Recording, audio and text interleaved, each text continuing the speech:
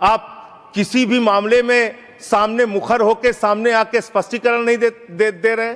अभी एक Epstein file की चर्चा हो रही है पूरी दुनिया में, उसके बारे में भारत के प्रधानमंत्री को आरोपित किया गया। Among the millions of emails, there is no direct email with Prime Minister.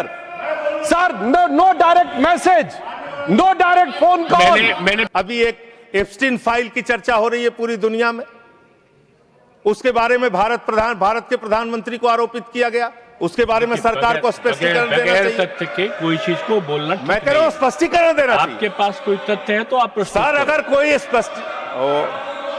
मैं ये कह रहा हूं मान्यवर, संसद है, इसमें अगर आपके पास कोई स्पष्टीकरण तो देना चाहिए। अगर कोई आरोप लग रहा है, हमारे देश का अपमान है मान्यवर। इनके बोलने के बाद मैं आपको समय देता हूं। आप कैसा काम करना चाहते हैं? खत्म हो रहा है, बात देता हूं। अरे भाई, भारत के प्रधानमंत्री पे आरोप लग रहा है, आप लोग उस आरोप का जवाब नहीं देना चाहते। भारत के प्रधानमंत्री पे आरोप लग रहा है, नहीं तथ्य के बगैर होगा तो आप नहीं लगा सकते। तथ्य के विपरीत अगर आप बोलेंगे तो आपका ये चीज नोट नहीं किया जाएगा। तो मैं ये कह रहा हूं मान्यवर, देश व्यवस्थाओं से चलेगी। फाइल का जिक्र हुआ, एक विकृत यौन मानसिकता के सजायाफ्ता अपराधी का जिक्र इस संसद के पावन पटल के ऊपर करना इनकी विकृत और विक्षिप्त मानसिकता का प्रतीक है। सर, एक बात फैक्ट ऑफ द मैटर ये है, among the millions of emails, there is no direct email with Prime Minister.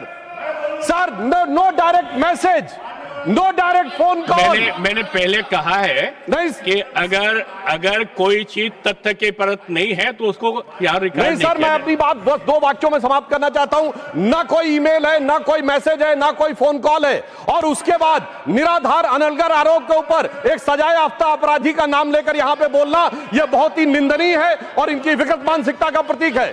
और सर, डिपार्टमेंट ऑफ जस्टिस ने भी यह कहा है कि वो फॉल्स और सेंसेशनल आरोप है।